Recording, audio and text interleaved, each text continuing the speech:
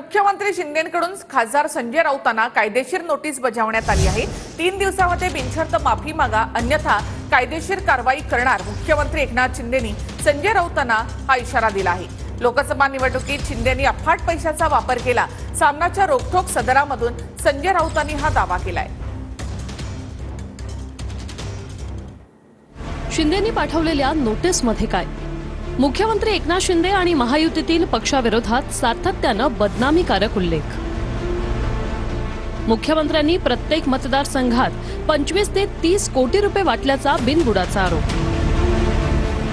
अजित पवार गटाचे उमेदवार निवडून येऊ नयेत यासाठी खटाटोप केल्याचा धादांत खोटा आरोप। मुख्यमंत्र्यांनी निवडणुकीत एकही पैसा वितरित केला नाही।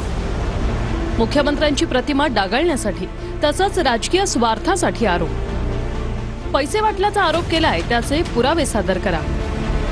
पुरावे सादर करू न शकल्यास 3 दिवसांच्या आत बिनशर्त माफी मागा, अन्यथा फौजदारी आणि दिवाणी खटला सामना विरोधात दाखल करू।